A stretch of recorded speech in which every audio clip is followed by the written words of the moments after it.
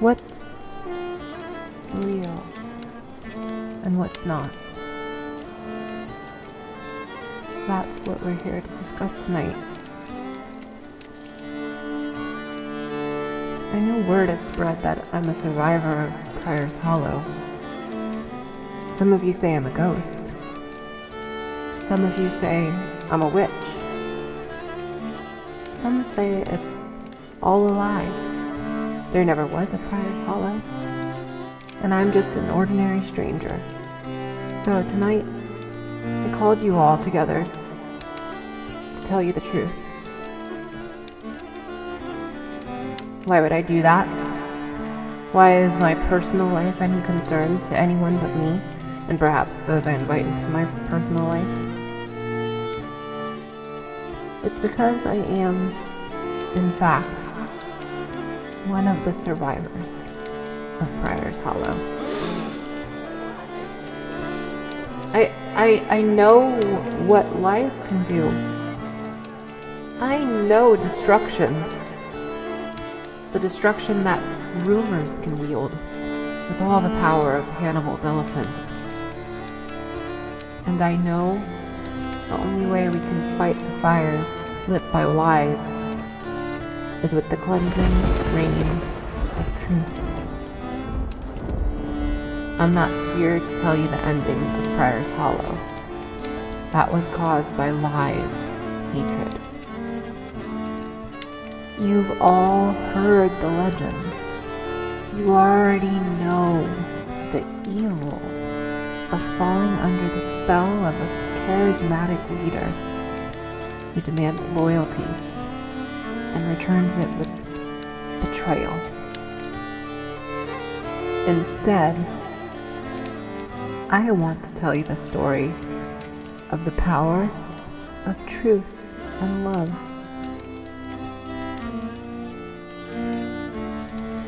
I want you to see how the seeds sown by cooperation and understanding and empathy blossomed into a tiny, thriving, peaceful, and prosperous village.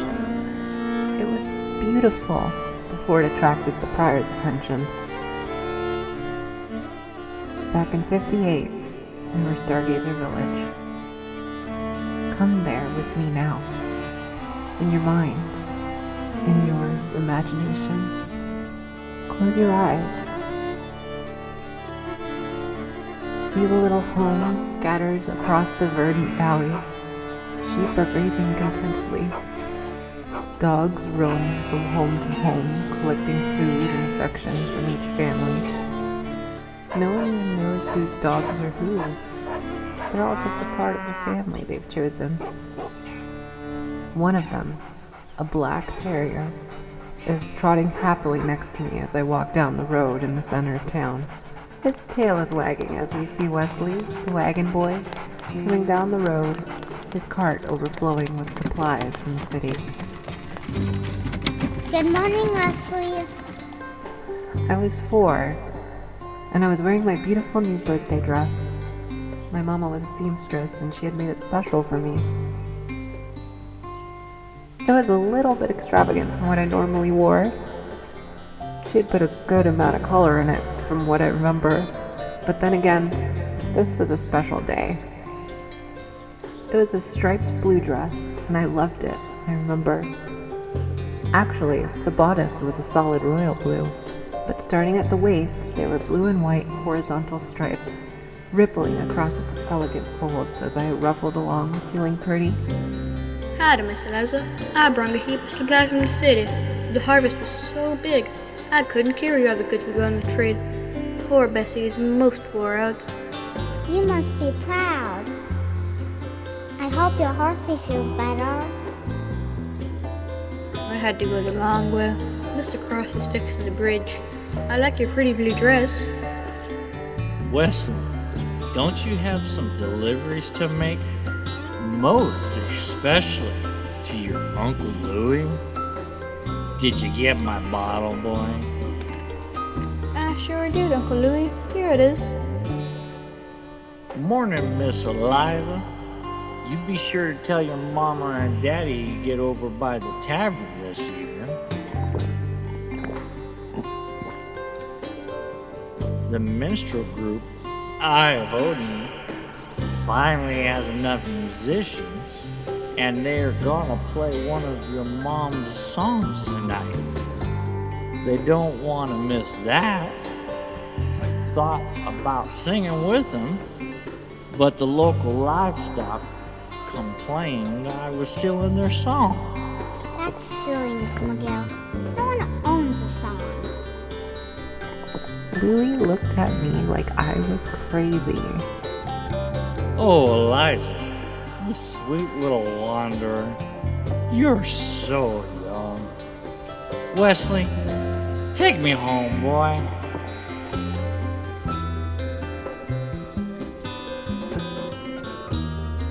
Louis stumbled a little trying to climb into the wagon while he took a long drink from the bottle. He loved the way I used to love pretties. They rode into the distance, and I went on my way towards the bridge. There were birds singing, and animals all around made their own noises. I could almost hear the day-long voice of the ancestors in their songs. Good morning, Mr. Cross. Hello, Wandering Lizzie. You're up early. It's the best time to get work done, don't you think? What you doing? Remember how the bridge was all squeaky and rickety? Arthur brought me 5 cords of wood last night, and since I had more than I needed, I thought I'd make a few more boards to replace some of these weaker ones. We don't want anyone falling into the troubled water. I'm just little. Can I cross it? It would be better if you just went through the woods this morning. You ought to be in the woods with your friend Pearl anyway, don't you? Uh-huh. It's the only place she plays with me. Then you take the long way out. Yes, so, Mr. Crossaw. You coming to our dinner tonight? Mama says everyone should come and eat with us to celebrate. Papa says I'm 5 today, and it's Gratitude's Giving. I believe it's called Thanksgiving, little lady. I'd be honored to be at your table at 2 hours past moonrise. I walked on towards the woods and soon came upon the library. Alexander Bays, our librarian and aspiring religious leader, was singing to himself. I just had to go and say good morning to him. Hear the song, my dear, dancing in the heart. Hello, Mr. Bass. Your singing is pretty. Oh my, I didn't know anyone else was here. Did you come to get a book, Miss Eliza? I can't read. I like the one with the pretty pictures, though. With a grandpa as smart as yours, you'll be reading in no time. He's a great writer, you know. He's funny. I like him lots. Pictures are important too. They can help you imagine. They can create a new world for you to inhabit, or capture a moment for you to feel. Do you understand? Sort of. And then he opened a book for me. There were pretty pictures, lights in the night sky. These are called stars. Can you say stars? Of course I can. I'm not a baby. Stars. That's right. Your grandpa tells me they might be great big balls of fire, a long, long way from here. Are they gonna burn us? I don't know. I don't think so. They might not even be balls of fire. Sometimes I think they're the eyes of our ancestors looking down on us from another world. But we don't know yet. Someday we might know. That's what your grandpa Nicholas is trying to find out for us. And he writes the words in these books so we can remember what he learned. We don't have to start all over again. Mr. Cooper wrote all the words in this book. Did Grandpa make the pretty pictures too? No, the old stargazer told me what they should look like, and I painted them. Mr. Milne gave us some glue. We pasted them into the book. Together, we made something nice. Together is always nice. Will you please come to dinner at our house tonight? Grandpa Nick is gonna be there. It would be like something, like a firefly, something shiny, if you were both at the table with us. What may I bring? Everyone likes books. Then books will be with me tonight, when I sup with your family. I continued on my way home. While I walked through the woods, I looked at all the pretties. I felt the light breeze cooling the gentle rays of sunlight sneaking in between the treetops. I inhaled the pine-scented air and held my breath just so I could savor the smell of the woods. And I closed my eyes and slipped into a dream.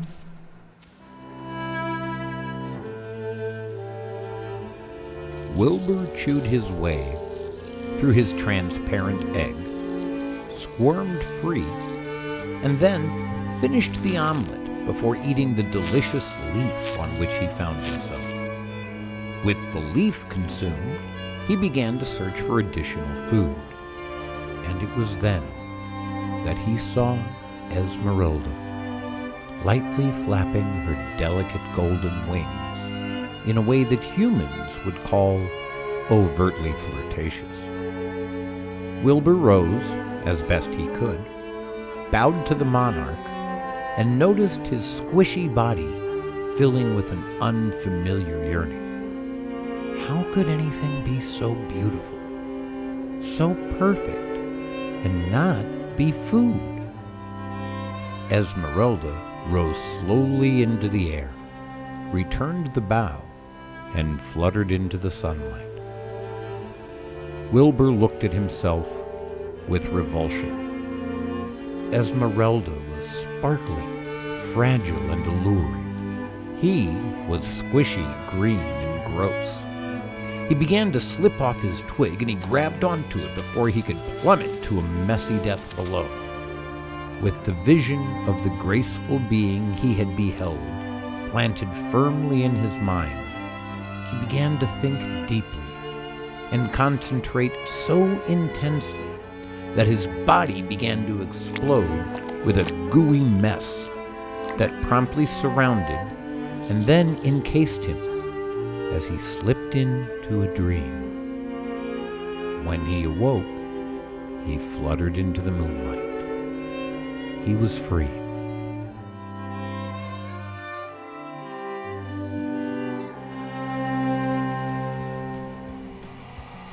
When I opened my eyes again, Wilbur fluttered past me.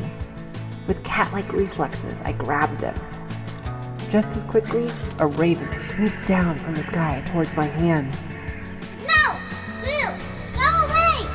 I was swatting furiously at it when Eustace Tangi arrived. How did you know my bird's name? Make it go away. No, Boo. Come.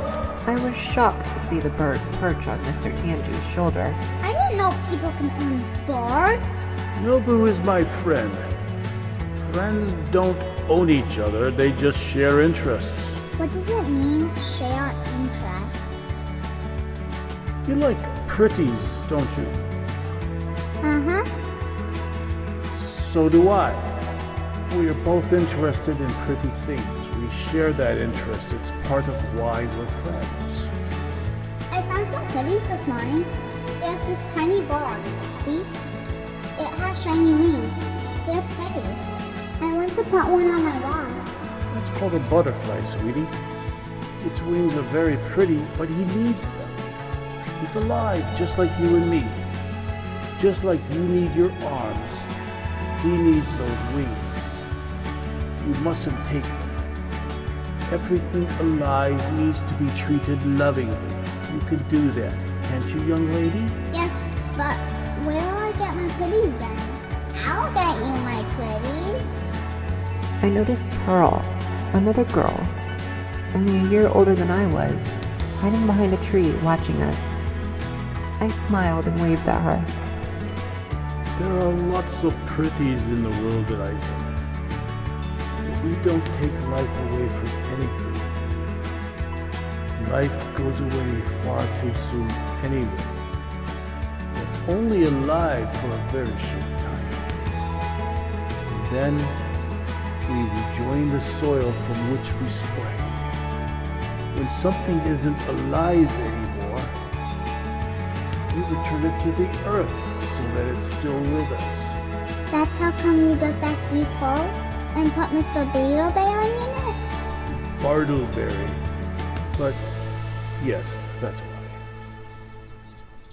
But he doesn't do the grain anymore now.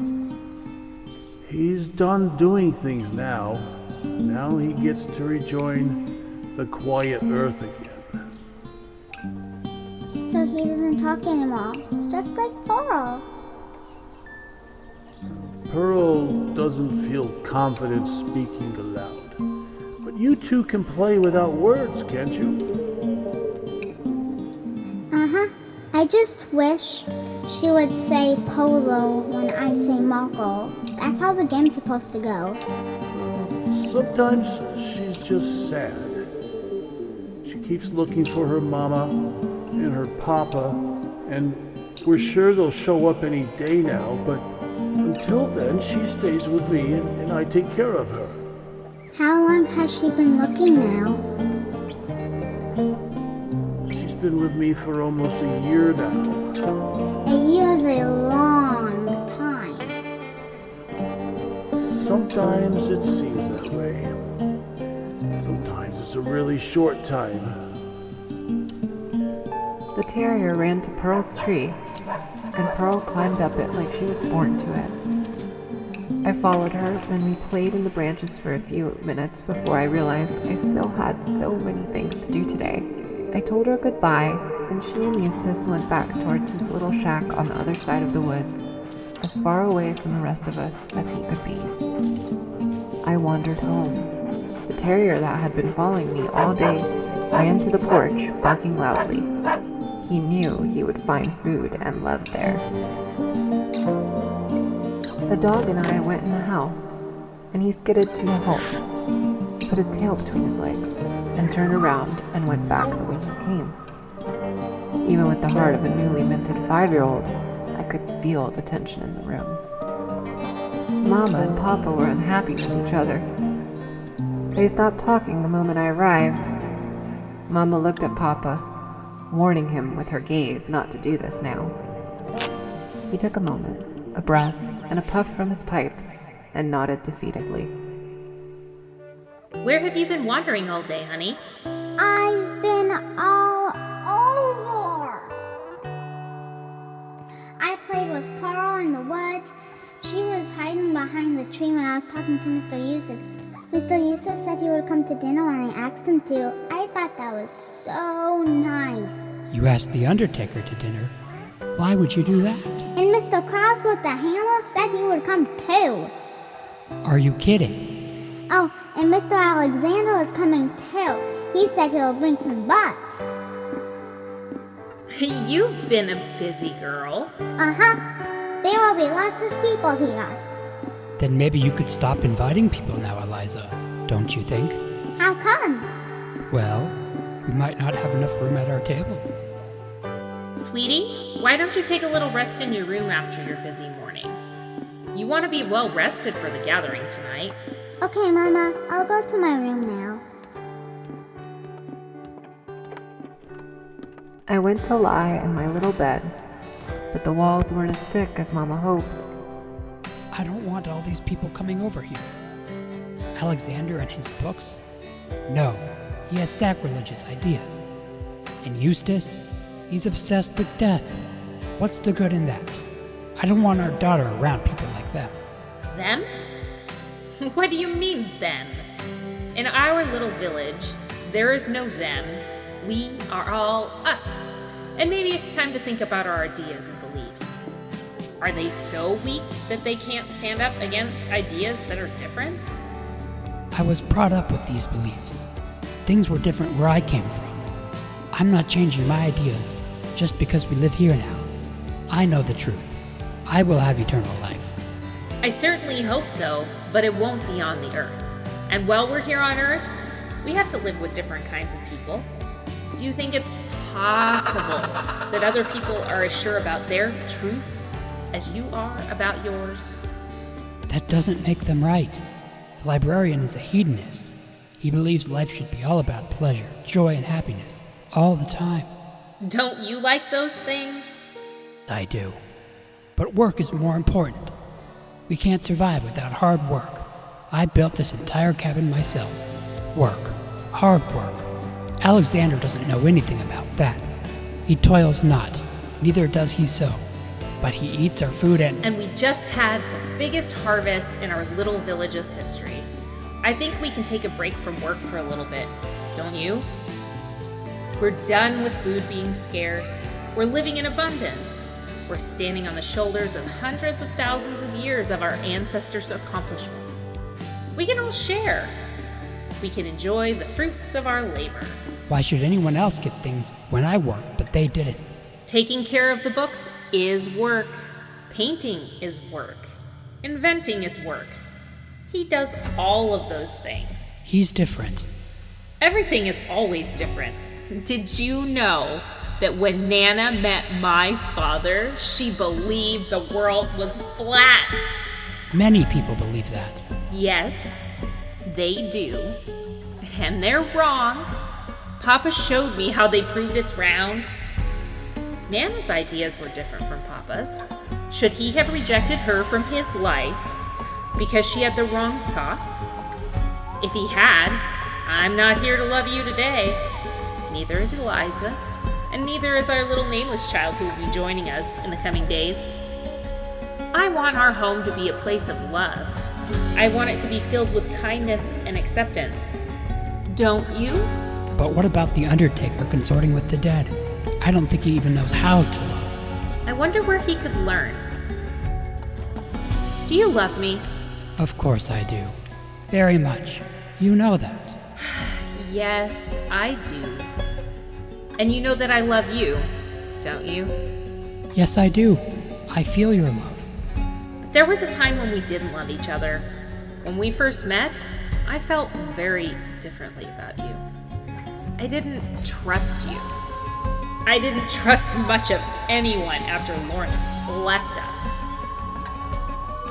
And you didn't like me very much. I don't think you were too happy about the fact that I once had a different husband before you ever came along. I didn't know you as well then. I hadn't felt the magic in your soul. I hadn't seen you shine. We shine most brightly in the darkness. It was only in the dark that we learned to love each other. I crept to the door to look out. Mama and Papa were holding each other, lovingly. Time changes all things. And you want to know a secret? There's no them, we're all us. No matter how different we are, we're all here in this village together, finding a way to live and love in our own ways. Now, Eliza, you've heard all the secrets you need to hear. Quit eavesdropping and go make sure Nana and Grandpa are coming to the gathering tonight. Mr. Louis says the mini trolls called Eye of Open are going to play in the full belly tonight. They're gonna play one of the songs you wrote, Mama. He wants us to come and hear them. Then stop by and tell them we'll be there. And make sure you invite everyone to the feast. I watched Mama smile knowingly at Papa. I scurried out the door, over the meadow, and through the woods to Nana's house. Smoke was rising gently through the chimney, and a little white dog ran up to me, yippee. Before I reached the porch, Nana was standing in the doorway, watching me. Nicholas, our little wanderer, is here. By the time I made it across the yard, Papa was there waiting for me too. He picked me up and the three of us hugged each other, my little arms squeezing their necks. Papa started coughing. Oh, you're so strong. You're gonna choke your old grandpa to death. I promise I won't. I don't want you to go back to the earth yet. I won't be feeding the trees for quite a while yet, honey. Your Nana just pulled a coffee cake out of the oven, and we need to test the results. Want to be in on my experiment? Does experiment come with butter? If you want, let's go and see about it. And we went into their big house. The kitchen smelled of pastry. The fire burning in the fireplace was warm and friendly. The furnishings were sparse, but designed for comfort. Nana set me on the soft couch and went to get me a plate of coffee cake, while Papa came to sit by me. To what do we owe the honor of your visit? Huh? Why did you come over?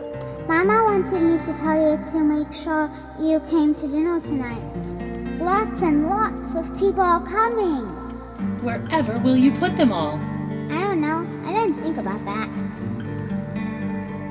Well, let's think about it together. Close your eyes. You'll see better that way. Now, imagine your table. Imagine all the people. Do you think your dinner table is big enough for all these people to sit at?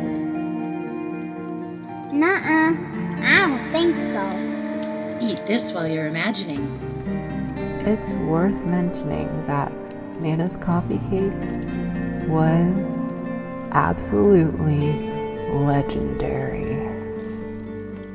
Maybe we can't have all these people, except I want everyone to be with us.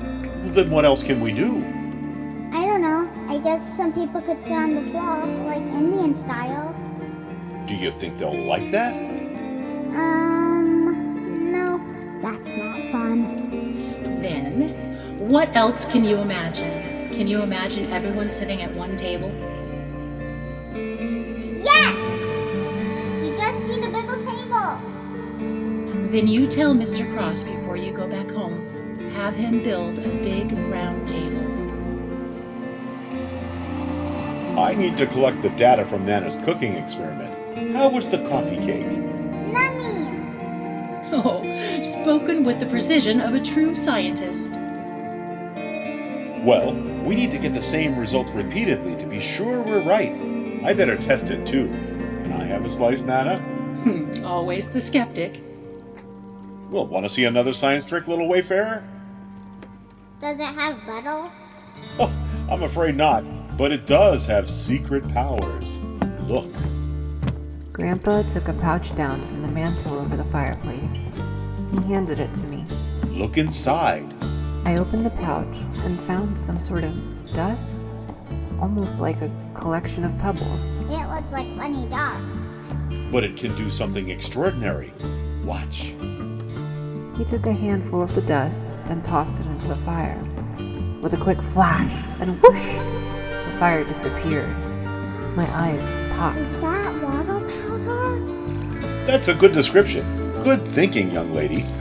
Enough with your silly tricks. Eliza, you best get to the carpenter so he can make us that table. Can I have the water powder, Papa? Maybe I can make it grow magical pretties. It's good for that too. He hung the pouch around my neck, where it would stay for years. And then he walked me to the door. We'll see you at dinner time. I stepped outside, and Wesley was just arriving with his wagon. We waved to each other, and I skipped into the woods.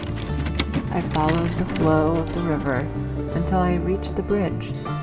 Mr. Cross had just finished, and he stood there, proudly surveying his work. Miss Eliza, you couldn't have come at a bad time. You get to be the first to cross the river. Thank you, Mr. Cross. My Nana says we need a bigger table, a round table. I'm supposed to ask you for one. I have plenty of wood left. The forest has been good to us this year. A big round table will be with me when I arrive this evening. Thank you kindly. Have you seen little Pearl around here? I wanted to play in the trees with her again. I think you're the only one who sees her, Miss Eliza. She must be your special friend. I hope someday everyone sees her. I would like that. It's wonderful to see what others only imagine. I didn't bother to explain to him the difference between real and imagination. Some people don't understand, and that's okay. I continued into the village square. It was then that I saw Herbert and Abigail for the first time. They would later become some of our most renowned villagers. Today, though, they were just strangers to us, as I am to you. Hi, new people. I'm glad you came. Where exactly are we? You're here. Does here have a name? Oh, this is Stargazer Village. Where did you come from? Oh, aye, many places. We've been a bit everywhere, it seems. We're a bit tired now. Oh, I know how to fix that. When we're tired, here we eat, and then we rest. That's how you should do. But, lassie, we don't... Come on! I took them to the Full Belly, near the center of the square. It was our tavern. It was where everyone ate if they didn't eat at home, and they had so many people there simply being together. The owners were Bradley Bartleberry and his wife, Tabitha.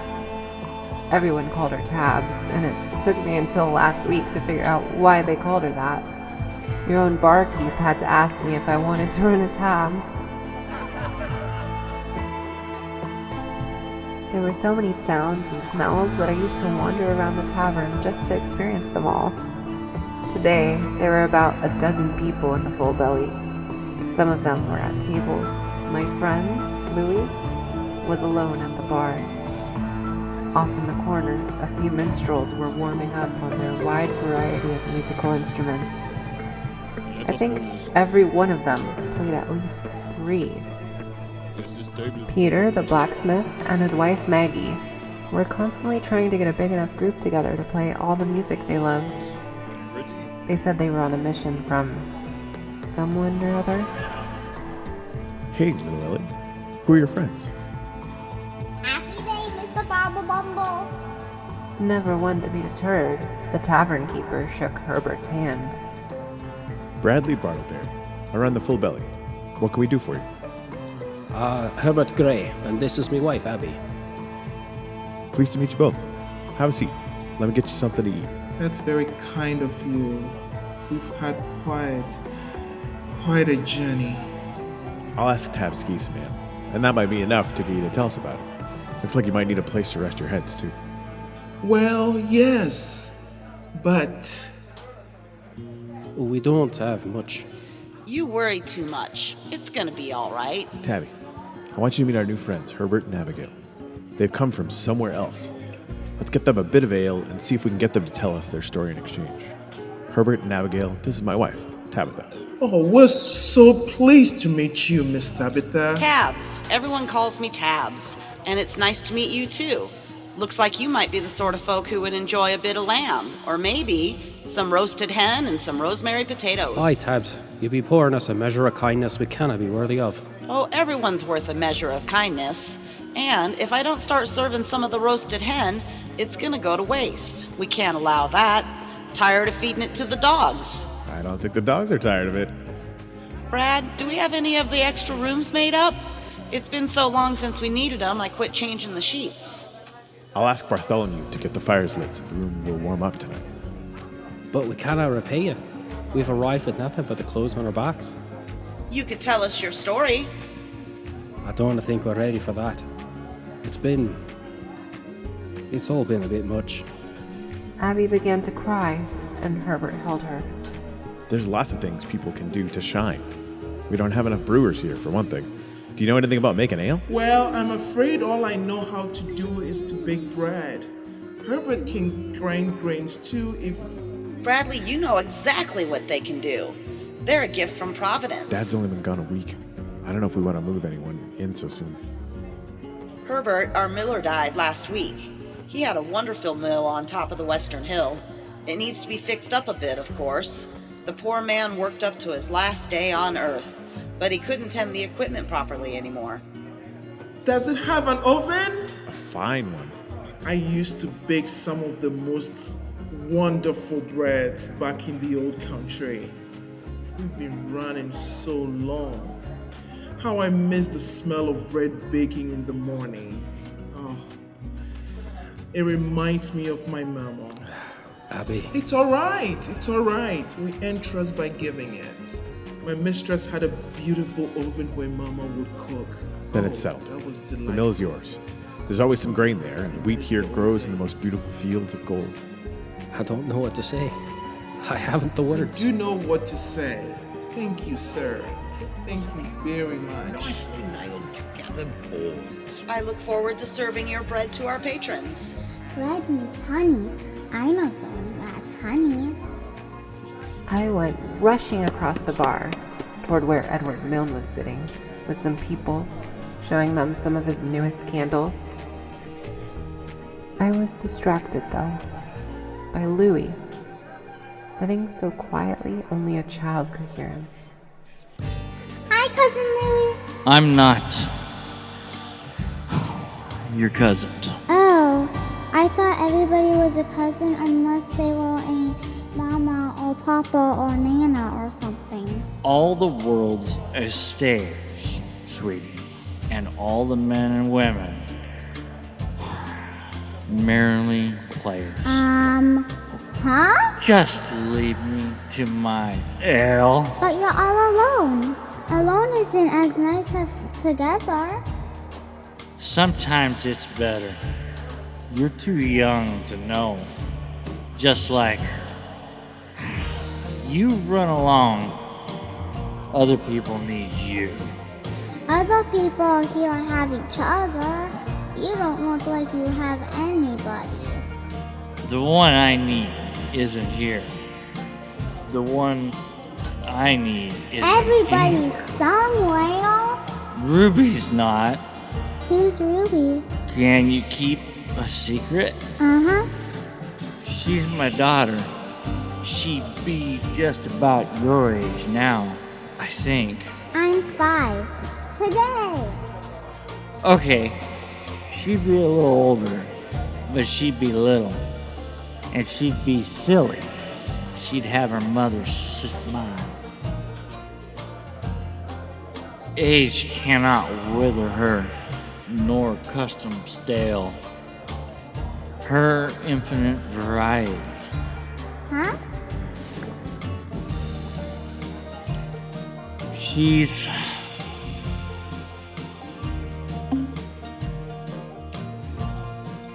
with the sea now. Her ship went down. She and her mother are somewhere in the ocean. Then she's still here with us. Isn't the ocean part of us? Yes, I suppose she is in some way. You have to come to the celebration tonight, okay? Together with everyone. I don't know I'd be welcome among them. It was them. Mama says there was no them. She says we're all us. That means you're us, too. And so is Ruby, okay? Whatever you say, Phil. Okay, but you have to promise because Papa says it's my special day. It won't be special if you don't come tonight. Tomorrow, and tomorrow, and tomorrow. No! Tonight and tonight and tonight! As you wish. Mr. Milne! I hurried across the bar to where the candlemaker was sitting, surrounded by people admiring his newest creation.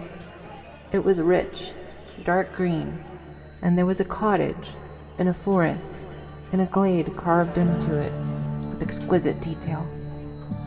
I could almost see a light on in the attic. Young Miss Wood, how does this lovely day find you? I guess it just has to look. I'm right here.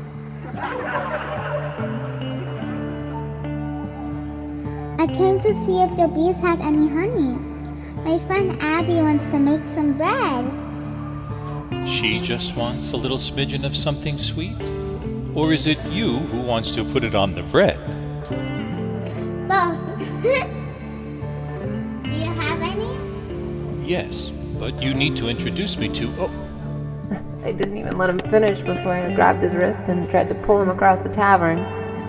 He grabbed his basket with his free hand and hurried to keep up with me. Miss Abby, this is Mr. Edward. He has something for you. greetings, Miss Happy. And you, sir, I don't believe I've had the pleasure of your acquaintance. Herbert Gray, pleasure to meet you. Miss Eliza, may I have my hand back? I released his wrist, and he shook Herbert's hand. Miss Abby, I'd like to welcome you to Stargazer Village with 2 fresh jars of the work of the bees. They've been very busy this month. I don't know if they will be next month, you never can tell with bees. But they gave me more than enough to share with you. Take these to sweeten your bread, and come see me later for some candles that will brighten your room. Oh, thank you. I will be sure to save a loaf for you. And then you could put some honey on it. So, I suppose I should go take a look at our new mail.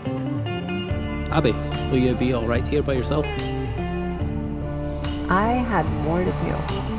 For a little girl who didn't work, I was awfully busy. So, I ambled out of the tavern, through the square, and into the woods again.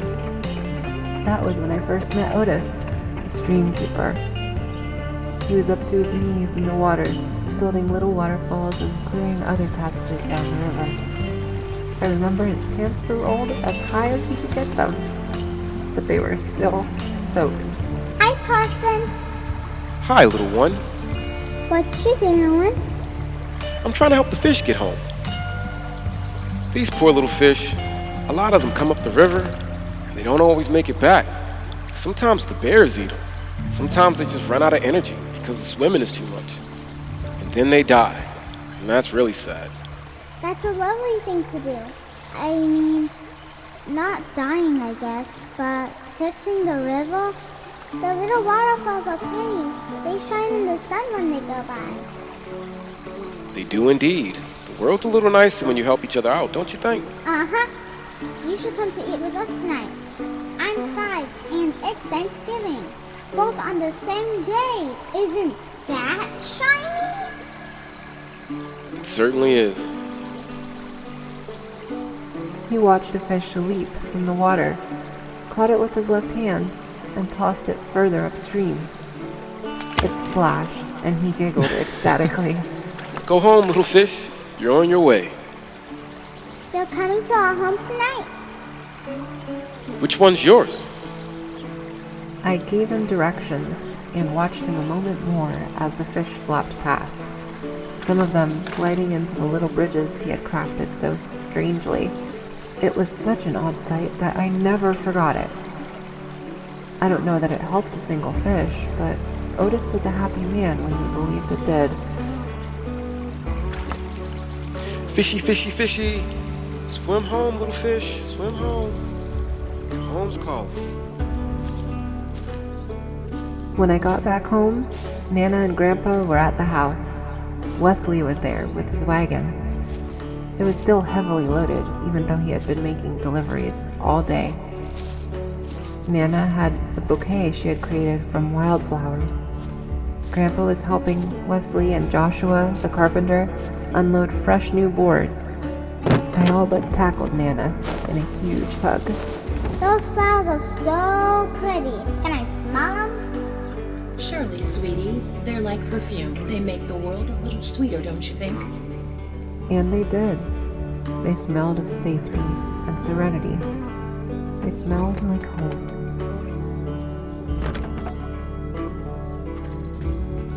Those boards should make a fine table.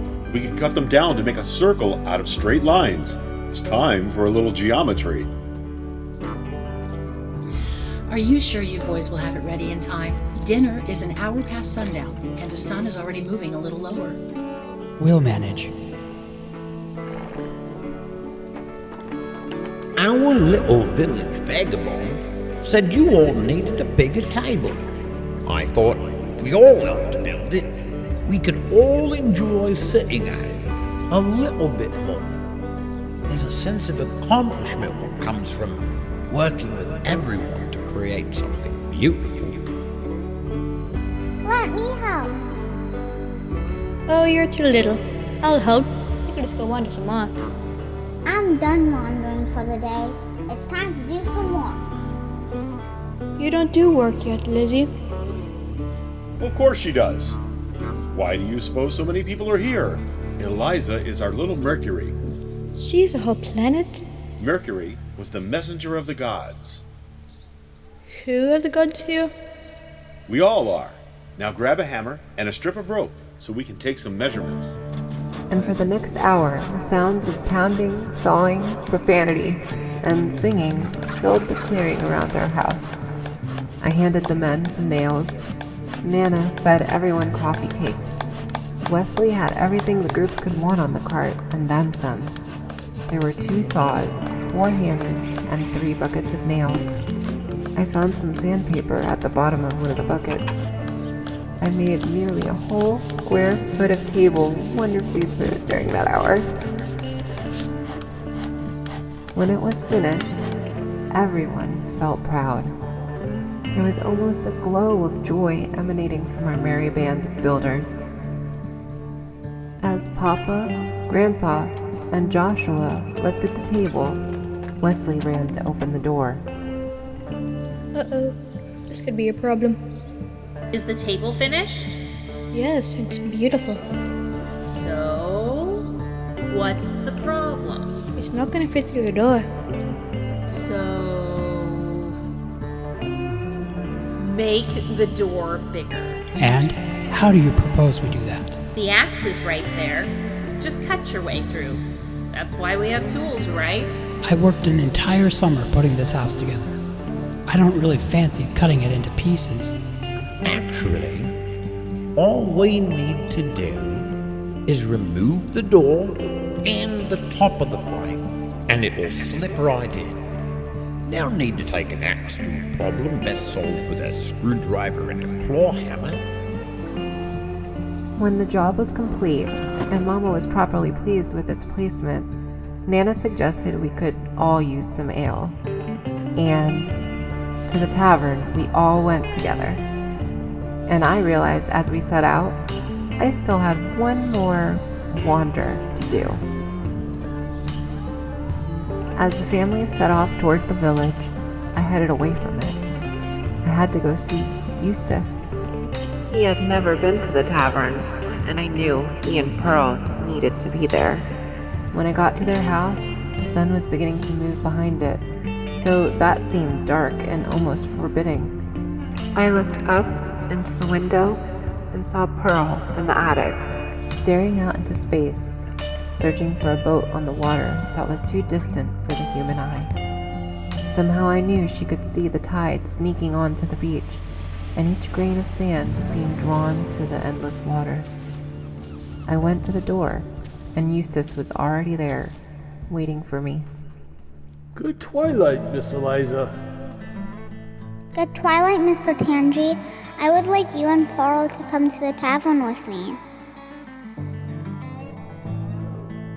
Miss Eliza, I don't feel comfortable with people. Can you understand that? Sure, but you won't be with people.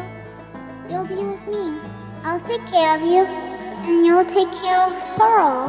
I could see the fear in his eyes, and he smiled at me in a way I learned later was called trust.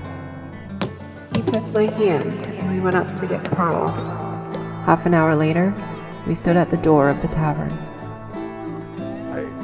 I don't know if I should go in there. There are so many. They'll look at me. They might even talk to me. Pearl pushed between us and walked to almost the center of the room. She stared in wonder at all the people, and her lower lip began to quiver. Alexander walked slowly, calmly to her. He knelt in front of her, and he gently wiped a tear from her cheek. He put his arms around her, and he swayed back and forth with her. You're just fine, sweetie. Just be with me in this moment. We'll dance while the world spins on by. Just you, just me. Pearl threw her arms around him and started to cry. And she danced. She moved in ways I had never seen before, not just back and forth or round and round, but in strange zigzags, and Alexander danced with her.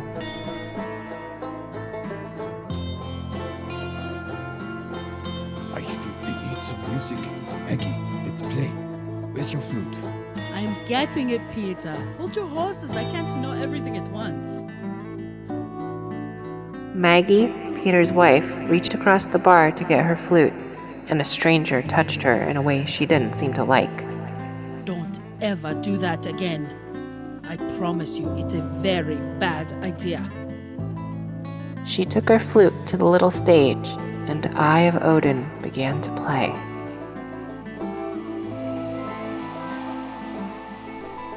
I took Eustace by the wrist and danced with him next to Alexander and Pearl. His knees were shaking, but he wouldn't leave me out there alone.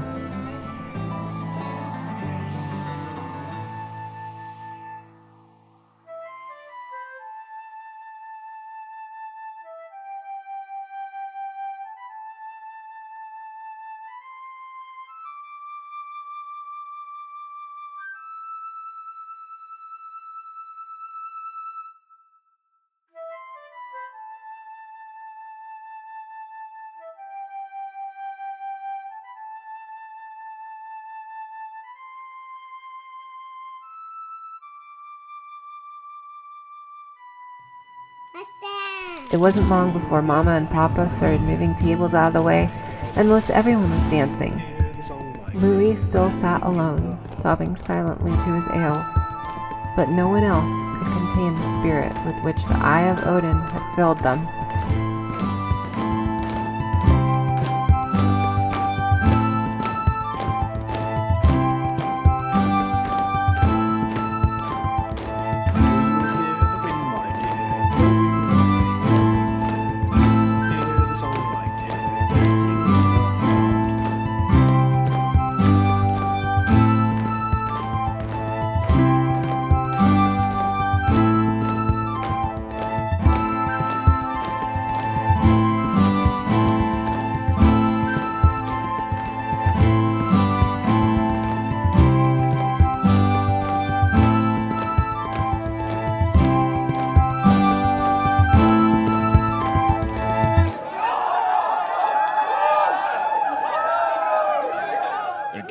Thank you. We are Eye of Odin. This song is called Books. Hi, Alex. Let's do, Maggie, let's do Meadows and Trees.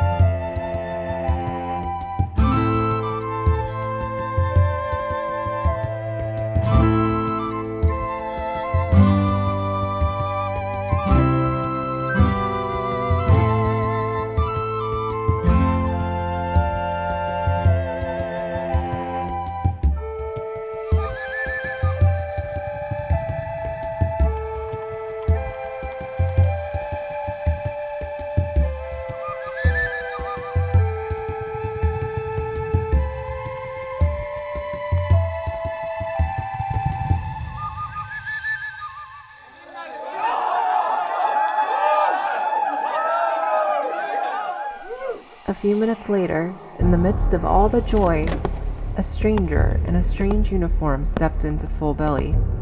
Bradley went to greet him. Welcome to Full Belly. Let us get you something to drink. Actually, I came to collect currency, not ale. I'm here to collect taxes for the crown from each of you. You can't have all this for free, you know. Yes, in fact, we can, little baby man. The only currency we use here is joy. If you would like to share that, you're welcome to the dance floor. If you need something more, there's the door. Make use of it promptly. And who might you be? I need your name for the records. I might be the bloody king of praise, but I'm actually the man who's going to toss you out of this room if you don't leave under your own steam.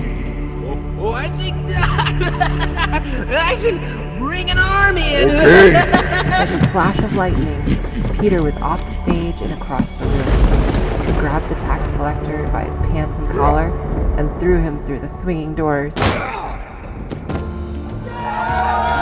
The applause from us was even more enthusiastic than had been for the music. And now the army's gonna invade. Life's gonna get interesting. We can take care of ourselves. And they won't be here until at least tomorrow. And tomorrow. And tomorrow. Come, enough of this. We are here to celebrate. More music. Maggie, 2 candles next. Yes?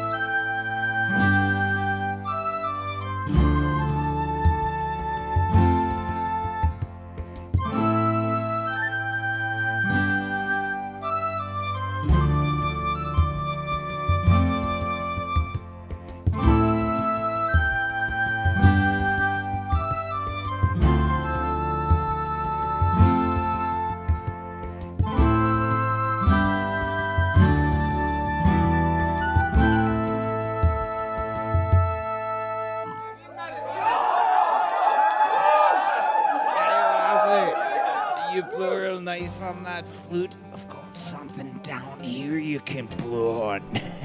Maggie smiled sweetly and sashayed to him. She put her arm tenderly around his shoulder. Whoa, you're such a funny man. I'm so sorry what's going to happen to you. Oh, is a big bad blacksmith gonna throw me out too? I don't give a fuck for him. I don't even want to watch. Here, Louis holds my beer. Now, I want you to try your best to remember this next time you want to be rude to a woman. We're people too. We deserve respect just like you. She held his face in her hands and moved hers far too close to his.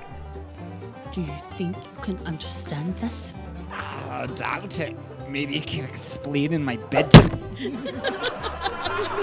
And his head suddenly slammed so loudly into the bar that it sounded like a gunshot.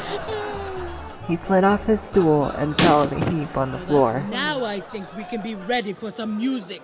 School! The minstrels began to play, and everyone stomped the floor, shouting, Skull! It was the happiest I think I ever saw us. It really was a beautiful moment.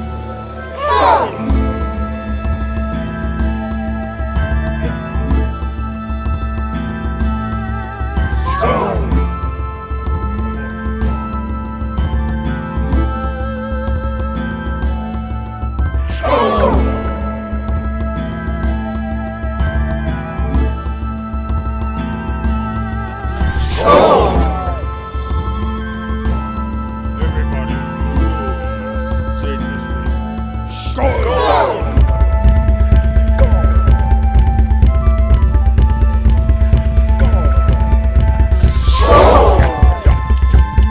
Literal, official Monty Python coconut shells. The official action figure. Do you get it yet? I'm here for you. You are why. We are Eye of Odin. Thank you. One more song? Oh, I almost forgot. Yes, Rose. Rose, please, come.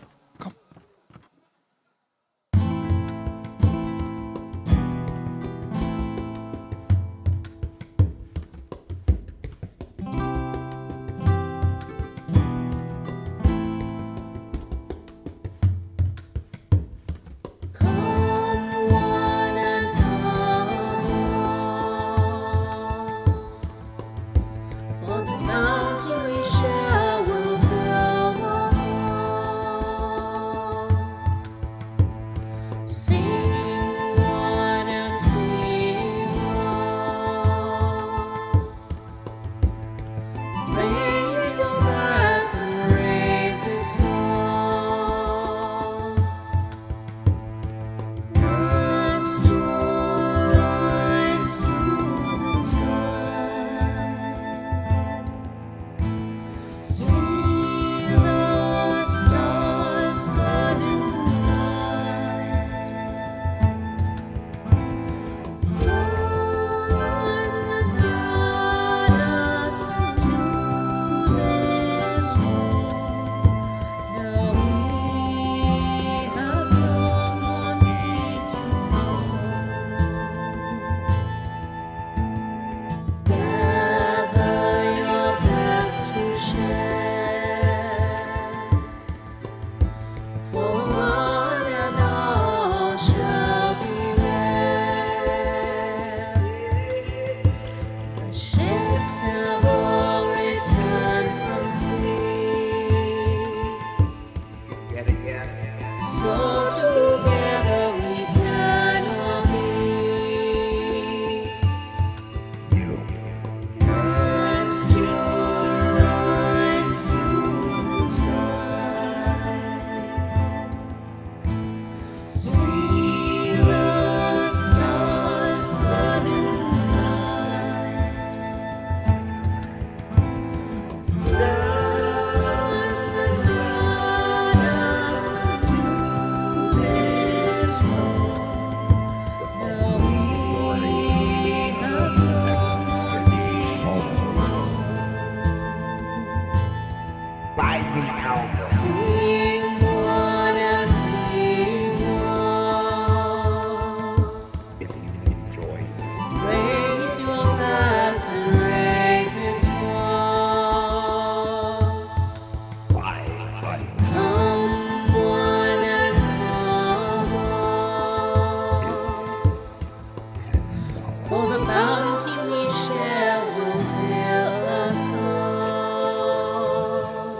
Do you want a full 80 minutes?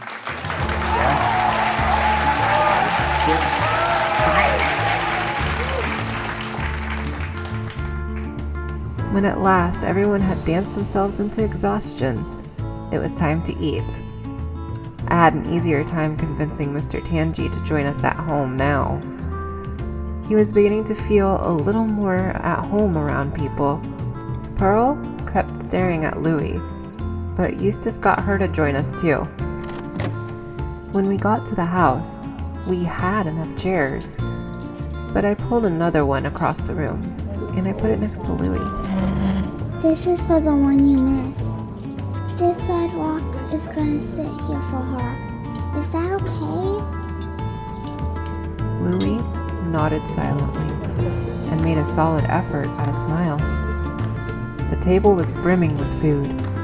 There was meat of several varieties, and mashed potatoes and lamb, and everything anyone could want to eat. Nana finally brought out the tray with the turkey. I know that I speak for my daughter and her family when I say that we're overjoyed to make all of you our chosen family. I want everyone to eat all you possibly can. Indulge. Enjoy.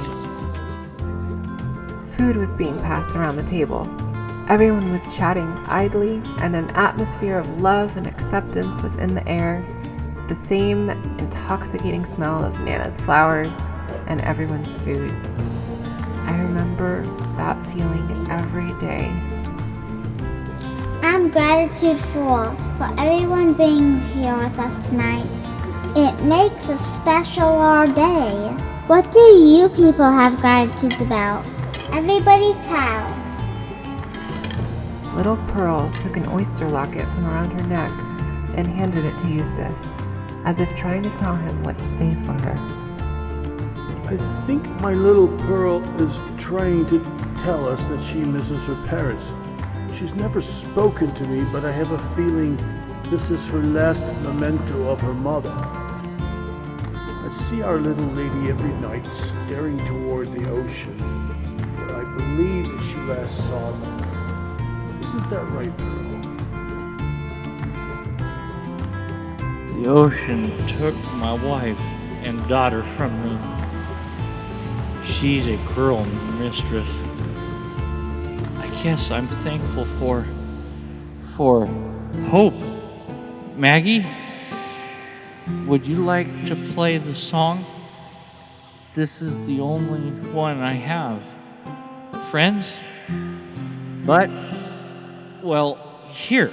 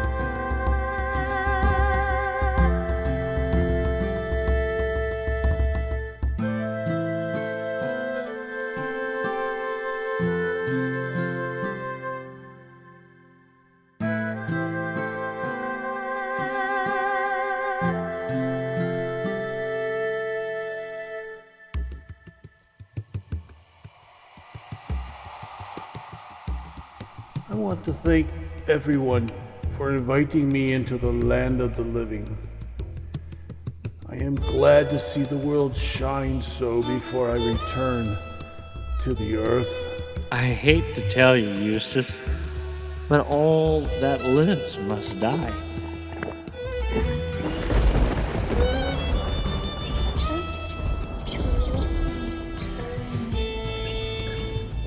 Everyone froze.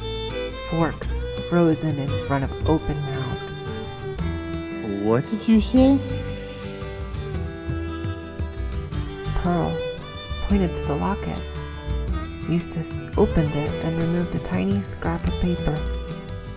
He couldn't read it, but knew Grandpa could. He handed it to him. It's just that quotation from Shakespeare. That's all it says. Does this mean... It doesn't mean... I mean... I wrote my wife, but... No. You're not Ruby. Little thing? I believe we're seeing a reunion. A father and daughter are together again. That's impossible. Recognize what is in your sight, and that which is hidden from you will become plain to you. For there is nothing hidden which will not become manifest. Is your name Ruby? Ruby. I can't believe I found you. And you're all right? A father and child reunion is only a motion away. Blessed is the man who has suffered and found life.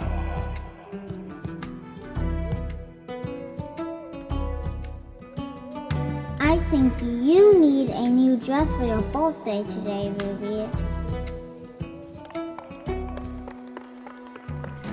I ran into my room to get my prettiest red dress, and when I came back, Grandpa was reading from one of the books Alexander brought.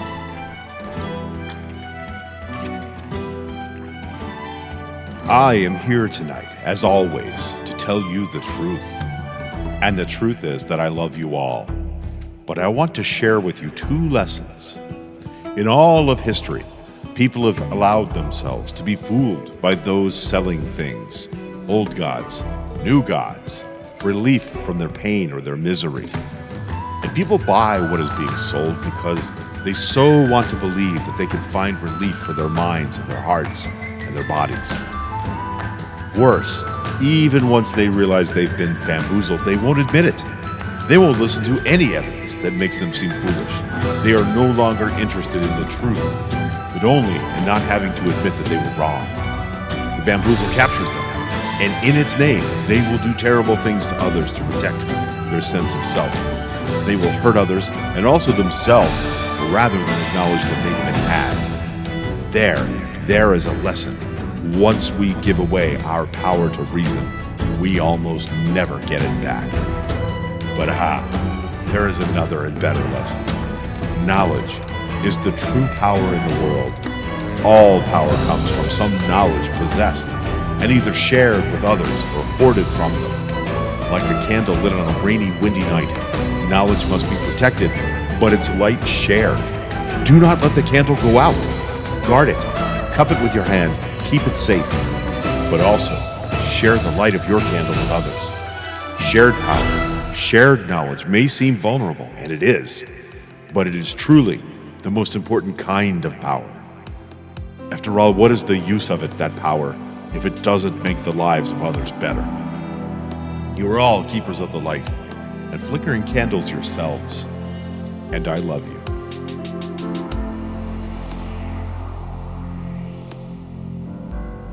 We all have so much to be grateful for. This food, each other, Miss Eliza and her family for their hospitality, and for bringing us all together. There will be good times and bad times, because that's life. But the good times are real, just as real as the bad times. Treasure these, my friends. Keep these moments with you,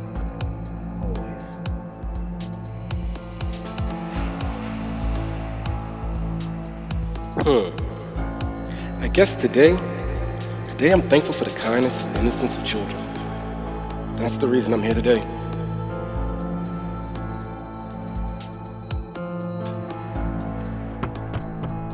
I took Ruby to my room so she could change, and everyone continued illuminating the room with thanks.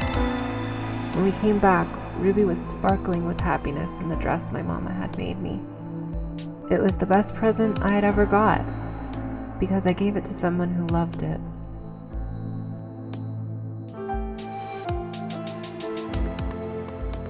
Good music, good drink, good food, good family, good friends, good life. Skål! Skål! And I have this gift for Rose and Elvin. May you never use this axe to cut your door. With the blood from my palm, I make an offering to Freya. Bless this home and all who visit it. Friends, loved ones, a moment of your time, please. We gather this day to celebrate and to revel in gratitude for a bountiful harvest. A harvest of grain, aye, but also of fellowship. The book tells us to be mindful of the seasons, to know when and where to plant your roots. Thanks to the generosity presented to us, Ebbs and I have decided to plant ourselves right here. We thank you all for your kindness, and I am humbled to know such a loving community could exist. Thank you. From the bottom of our hearts, thank you. I am so thankful our running has ended. May we never return to New Providence. I want to thank you all for bringing so many nice things to our table. Thank you to Edward for the candles that light our little room. Thank you to Herbert for taking over the mill. And Abigail, thank you for the delicious honey bread. Wesley, thank you for the lovely linens from your wagon. Joshua, thank you for helping us to build a bigger table. And Eustace, I hear you brought this wonderful apricot dessert wine. I threw away the pits first. No shells in there. Grandpa took a long puff from his pipe, and a glazed grin crossed his face for a moment before his eyes flew open. Oh, I almost forgot. Everyone, outside, quickly! We all ran outside to behold one of the strangest things I had ever seen. The moon began to vanish right before our eyes. What's causing that?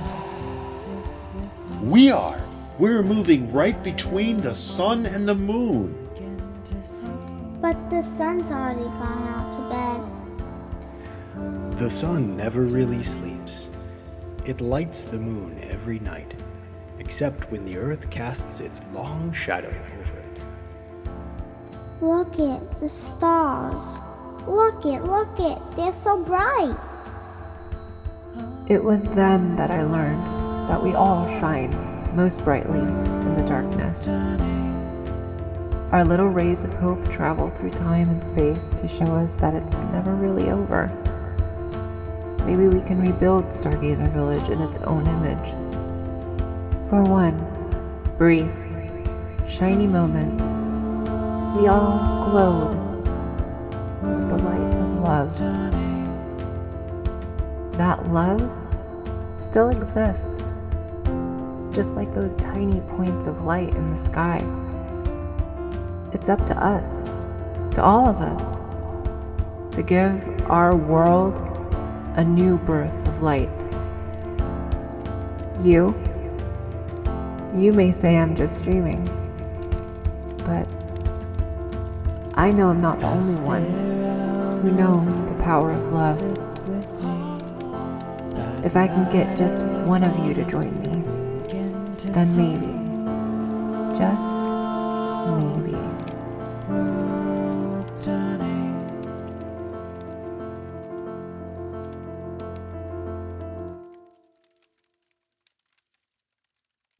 One more song?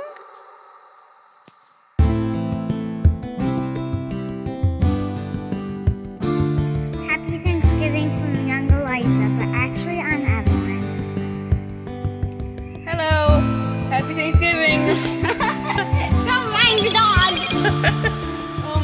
It was fun playing with you. Happy Thanksgiving. Happy Thanksgiving. I have to say, happy Turkey Day from me, your paternal unit, and Teresa, your maternal unit. We love you. We hope you find some good food today and good company, and that you're happy in your heart, and have a great day. Love you. All it took was a few nicely nailed together boards.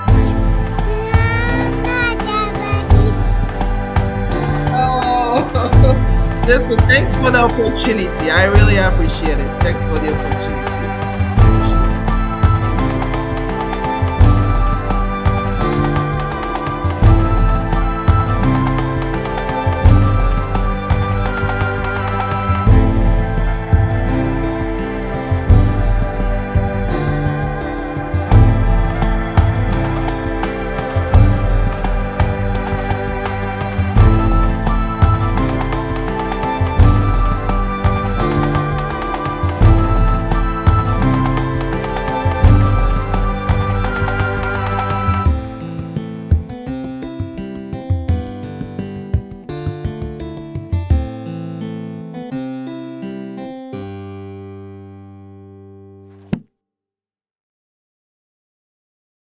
My name is Abigail Achampo, aka Her Majesty Abby. I played Abigail.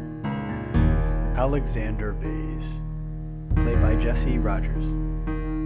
Alvin, played by Phil Ord. Bradley, played by Corey Cottrell. Thank you for listening. I'm Laura Ingram, and I narrated Eliza. That's a girl!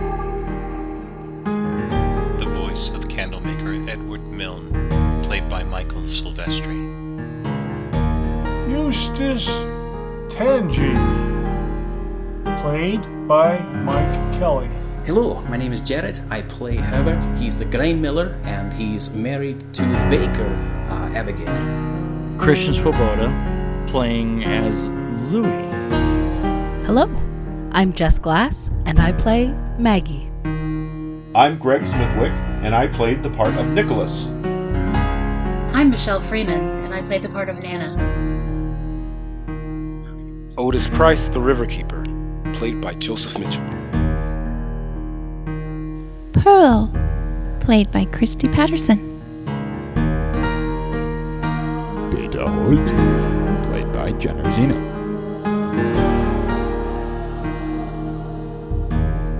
Rose, played by Jareen Elkins.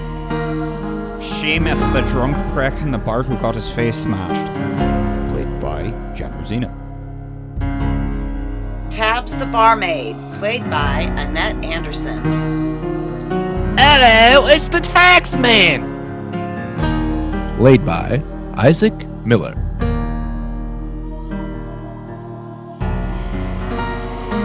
Wesley the Wagon Boy, played by Harrison Cornwell. Young Eliza, played by Evelyn Cornwell.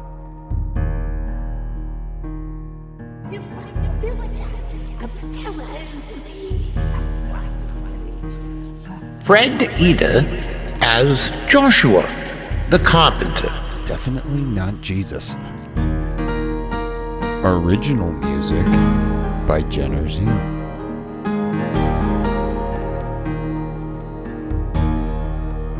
additional music and sound design elements provided by Epidemic Sound.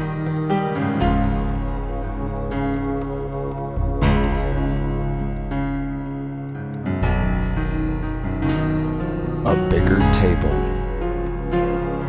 Written by Fred Eder and Jenner Zeno. Produced by Studio Stargazer.